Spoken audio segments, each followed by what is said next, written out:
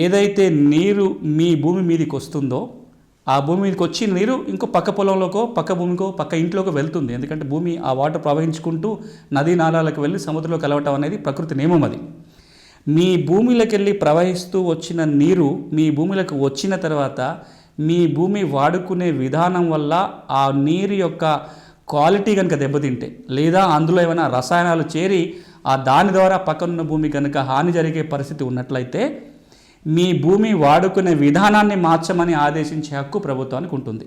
ఉదాహరణకి మీరు మీ పొలంలో ఏదో ఎరువులో పురుగు మందులో తయారు చేస్తున్నారు.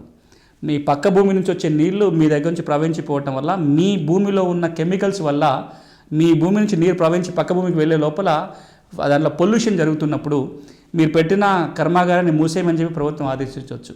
లేదు మీరు పంట వేస్తున్నారు, మీరు ఇంకో చిన్న ఉదాహరణ, మీరు వేసే వరిలోనో ఇంకేదో పంటలో విపరీతమైన ఎరువులు పురుగు మందులు వాడుతున్నారు. ఈ పక్క నుంచి వచ్చే నీరు ప్రవహించి కిందికి వెళ్తున్నప్పుడు మీరు వాడే ఎరువులు పురుగు మందుల వల్ల పక్క భూమిలోకో లేదా ఊళ్ళో నీళ్ళ కనుక ఇబ్బంది జరిగితే మీరు వేసుకునే పంట మార్చండి అని ఆదేశించే అధికారం కూడా వాల్టా చట్టం కింద ప్రభుత్వానికి ఉంటుంది. ఒక్క మాటలో చెప్పాలంటే మీ భూమి మీదకి నీరు ఏదైతే పక్క నుంచి వస్తుందో ఏ క్వాలిటీతో వస్తుందో వీలైతే అదే క్వాలిటీతో ప్రవహించి పక్క భూమికి వెళ్ళాలి. మీరు ఆ నీళ్ళ క్వాలిటీకి కనుక ఇబ్బంది కలిగించినట్లయితే భూమి వాడుక విధానాన్ని మార్చే అధికారం ప్రభుత్వానికి ఉంటుంది. ఇది సర్ఫేస్ వాటర్కి సంబంధించి.